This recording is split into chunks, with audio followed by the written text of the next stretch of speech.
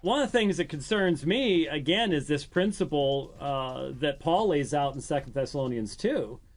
If you refuse to love the truth, you'll be caused to love a lie. And we are seeing people, we've seen Supreme Court justices absolutely abandon all semblance of logical and rational thought with a smile on their face and with the absolute assurance that they are actually doing the right thing and they're thinking clearly and so on and so forth. Where in your thesis is there a concept of judgment upon a nation that has had so much light and spits in the face of God and says, I won't have it?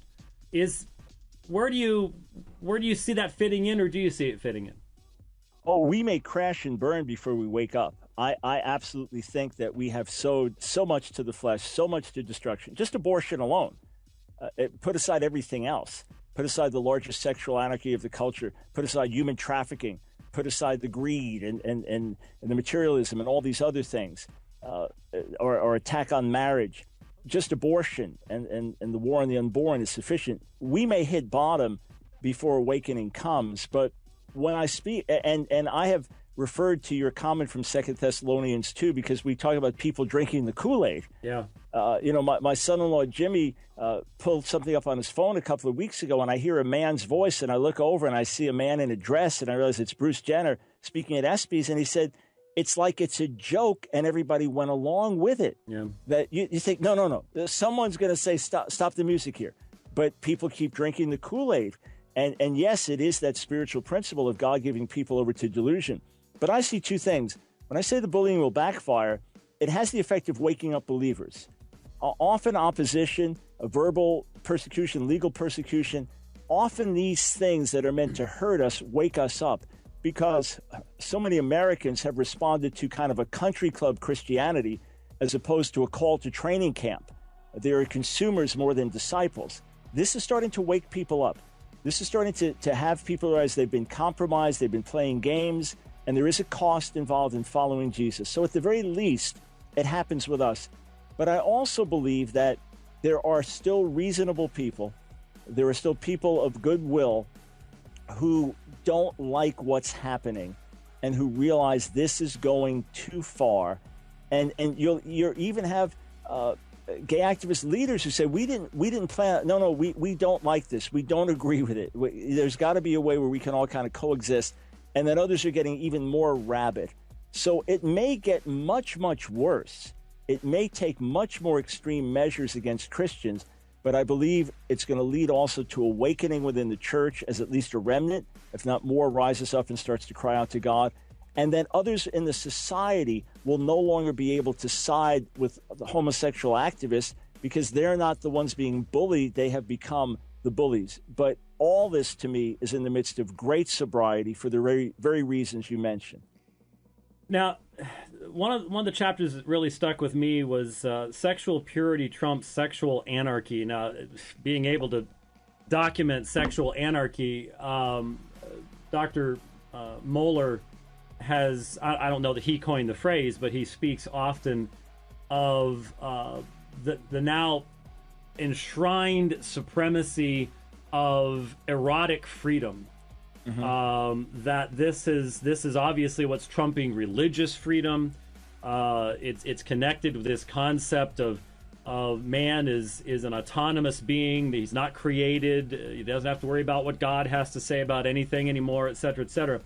But it's easy now to talk about sexual anarchy because what's happening in the schools. I mean, you certainly have collected a lot of examples of these, both between a queer thing happened in America and you probably could write 10 more chapters just since that time to put in here. But what do you mean that sexual purity trumps sexual anarchy in light of the fact that anyone who speaks of sexual purity today is going to be pilloried, is going to, I mean, it's going to happen on CNN or almost any media if you actually talk about sexual purity. So what do you mean by that? Yeah, first let me explain the sexual anarchy concept. We often hear that Americans are more accepting of homosexuality today because everybody knows someone who's gay, and they're a family member, a friend, or something, and through the media, and therefore they're much more tolerant and accepting. Now, I'm sure that's some of it. Hey, my neighbors, they're a lesbian couple, really sweet, and, why should I demonize them? Why can't they, quote, marry and all that? I know that's part of it, but what's undeniable is this. The embrace of homosexuality in our culture and the celebration of homosexual, quote, marriage in our culture is not due so much to tolerance, for being more tolerant, but it is due primarily to us being a less moral society. And I have charts and graphs, Gallup polls and things like that, where you look, those who overwhelmingly approve homosexual practice also overwhelmingly approve cohabitation, people having kids together out of wedlock as well as living together out of wedlock, have much less of an issue with divorce.